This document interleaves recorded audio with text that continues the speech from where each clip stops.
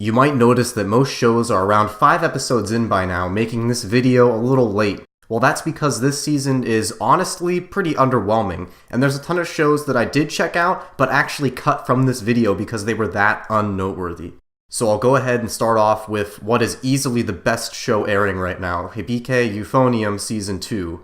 I may have told this story before in a previous video, so I'm sorry if I sound like a broken record, but I really like Kyoto Animation. I'd say they're probably my favorite studio. But for the past few years, they've had a ton of missteps, with this year's Phantom World being the breaking point for me.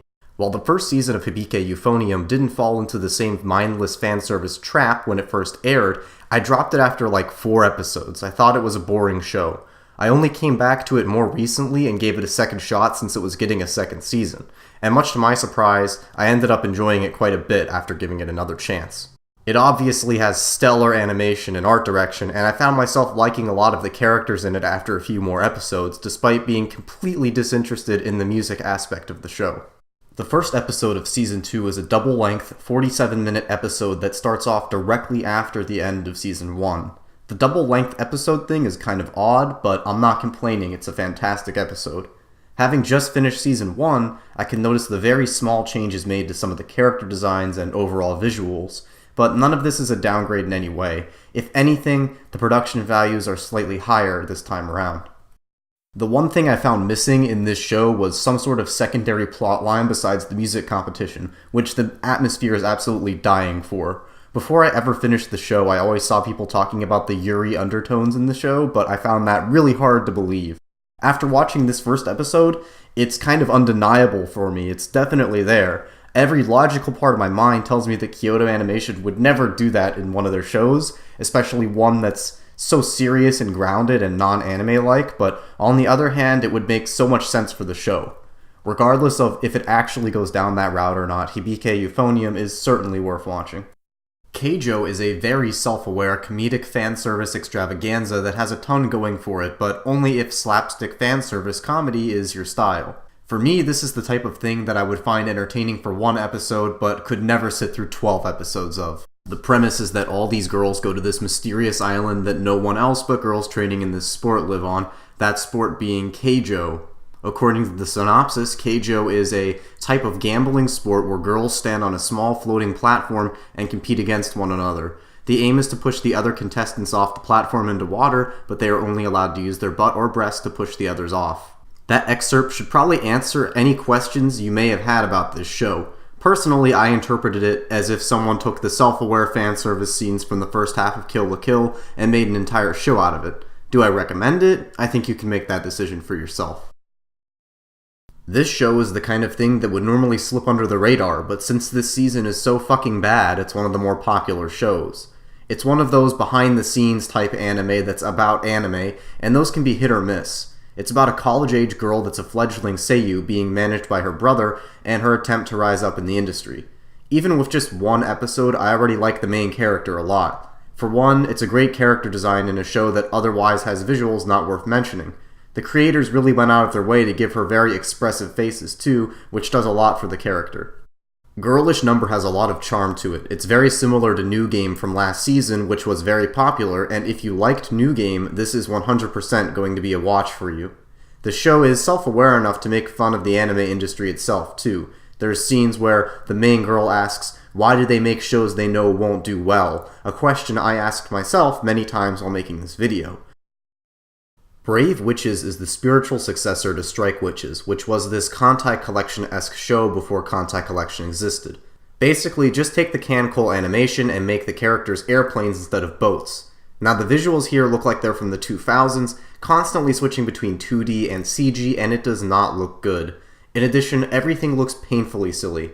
The whole premise is that they take moe witch girls and put turbines on their legs so they can fight aliens in aerial combat. To the studio's credit though, I don't think there's any way to make that not look hilariously stupid. In the first episode, the main character's sister is a war hero or something, but it doesn't really matter because this show, it's like watching nothing. I want to ask why does this shit exist, but seeing as they've been making this series since 2008, I already know the answer to that. Take this year's Cabernary of the Iron Fortress, but strip away all of the entertaining visual flair and replace it with those forced comedy scenes from Your Lie in April, and you essentially have drifters. Even after one episode, this show clearly has no fucking clue what it wants to be. Just look at the genre tags.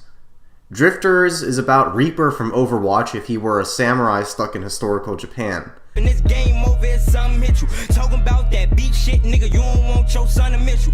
The show opens up with a pretty decently done battle scene with this edgelord, but then he dies and gets teleported to an alternate fantasy world, making Drifters this season's isekai show. Just in case you thought we could go one season without having one.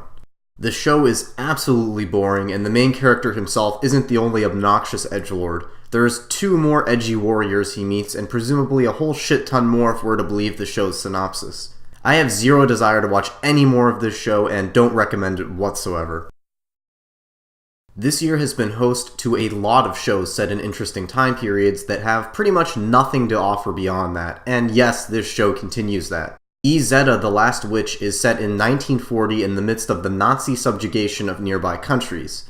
This show has a weird thing going on like Wolfenstein the New Order in Germany, where they refuse to call them Nazis or show any sort of imagery, instead opting for fictitious imagery and names, presumably because it wouldn't be allowed to air otherwise. After watching this, I'm kinda curious as to why that is. Perhaps Japan has similar laws to Germany regarding the use of Nazis and the accompanying imagery in published entertainment. Unfortunately for the show, that little bit on Nazi censorship is probably the most interesting part of the entire show. It came off as being very clunkily presented to me, so I might mangle this, but it's about this princess in a neighboring country whose country is about to be invaded by these fictitious Nazis, and somehow she gets captured while having an incredibly boring conversation with this guy in an opera house. Then she's on a Nazi plane, and they have a tube that clearly has a person in it, and the person in the tube is Izetta the Last Witch, surprise, surprise, and she then saves the princess with witch magic. This show reminded me a lot of the Star Wars prequel trilogy. You've got something that should be kind of interesting, at least a little bit, but instead you get Senate scenes and small inconsequential scuffles. This show, in my opinion, is not worth your time. This one just left me confused. I wasn't sure what the fuck I was watching. This kid plays Japanese chess, and he's really good, maybe? I don't know. They just show a bunch of flashback scenes that are incoherent and nonsensical while he plays a game against what I think is his mentor. So this whole time, essentially, the first 8 to 10 minutes of the show is painfully serious. It's trying really hard to be emotionally gripping, but since I wasn't sure what the fuck I was supposed to gather from those scenes, I can't really evaluate if it was successful at being emotionally gripping. After that 10-minute blitz of confusion, he goes home to his family that this synopsis says is his adoptive family. Thank God for the synopsis, I wouldn't have known otherwise. And at that point, the show does a 180 and goes into a few minutes of the sort of forced comedy that Your Lie in April did.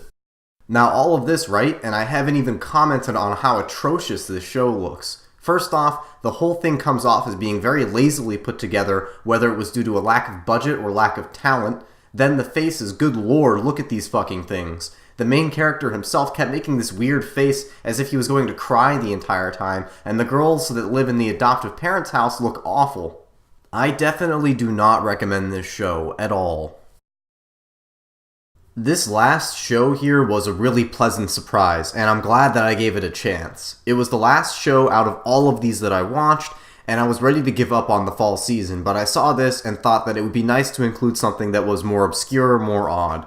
Flipfloppers is an exceedingly bizarre show about a normal girl that runs into a, I guess, magical girl that teleports her into an alternate dimension called Pure Illusion, where everything is just weird as fuck. The show is presented in a non-linear and rather confusing fashion, which, unlike some of the shitty shows I covered earlier, is entirely intentional or just a fantastic coincidence. The normal girl is the audience surrogate, since she has no idea what's going on either, what's real and what's not. I'm not sure how else I can describe this show to you, though. It's got something really unique going on. It reminds me a lot of Humanity Has Declined in that it presents a bizarre, surreal world that leaves you intrigued as to what's actually the reason behind all this. The show looks great, from the character designs that remind me of Madoka Magica to these odd, dreamy worlds that look like Shin Sekai Yori. The animation is stellar as well. Very briefly during the first episode, it shows people in some kind of lab observing the two characters before they teleport, which has me thinking this show could go down some sort of Madoka-type route where it becomes darker than it appears to initially be, but if it even weren't to do that, this would still be a fascinating and entertaining show, if nothing else. I've got to recommend Flipfloppers just because, one, it's just fucking bizarre, and second off, with a name like Flipfloppers, you can't go wrong. As I mentioned at the beginning of the video, there were more shows that I watched, but I cut them just because they were boring and I didn't have much to say about them. This kind of is a light season. There's not much I see people even talking about online on forums at all, but if there was something that stuck out to you that I didn't mention, let me know down below, and I'll see you next time.